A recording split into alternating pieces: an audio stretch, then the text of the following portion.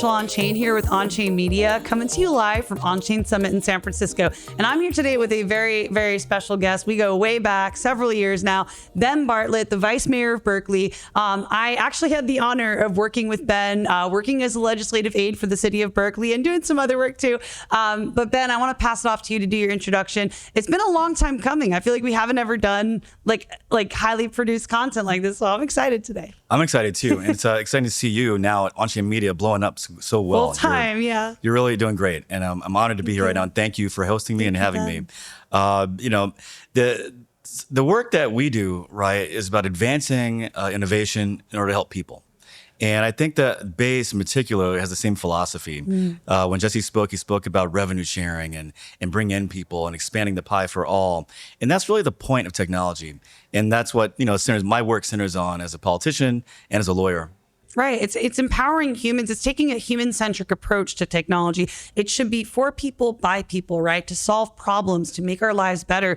And I know you're a big proponent of that, Ben. And, I got to give the story of how I met you years ago at this little crypto meetup. Who would have known years later, I literally moved to Berkeley to support his efforts as, city council member and vice mayor of Berkeley. So it's just been a wild ride. And the reason I bring that up is, I met Ben and I realized very quickly, right away, this is somebody that actually cares. This is not just a politician who's talking the talk, but he's walking the walk. And he started a program called Step Up Housing, like actually prioritizing one of the biggest pain points that the Bay Area has faced, which is homelessness and the mental health crisis.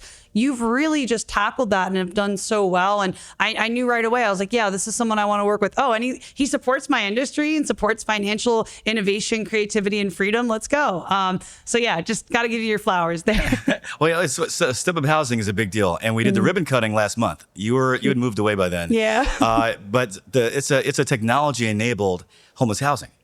So it's a whole new model for development, new materials, new finance, new structures, and it gets built in a third of the time for a third of the cost. And the delta in it, the change-making agent that's so strong in it, is advanced technology in each apartment, which monitors people, their healthcare, helps them just be well. It's like a 24/7 wellness check. We have this radar system. I remember helping with the research of getting different things for that. Yeah, now it's live.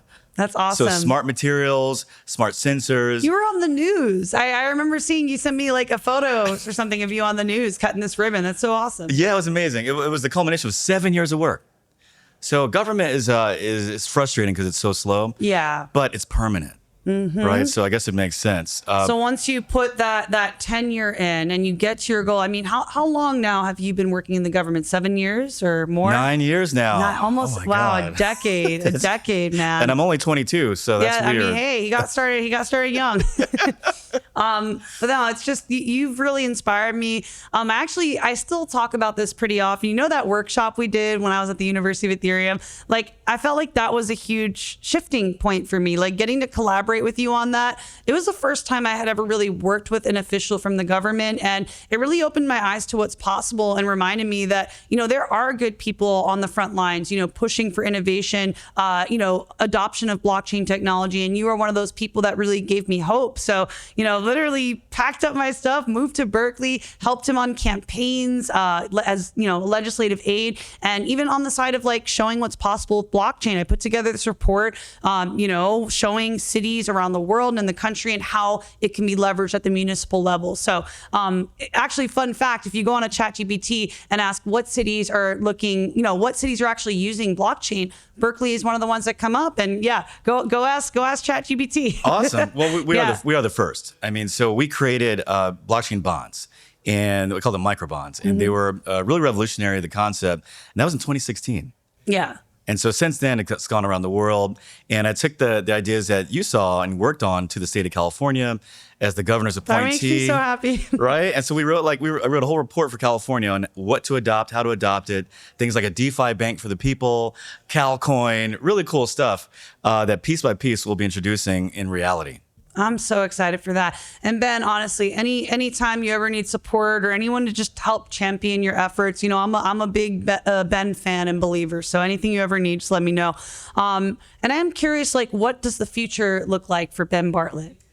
Well, I think my tenure in government is coming to an end. 10 years. That's like, I think of crypto years. I feel like government must feel the same way. Crypto. Yeah. That's that's a lifetime. Yeah, that's a real lifetime. And so, I feel like I've done my part.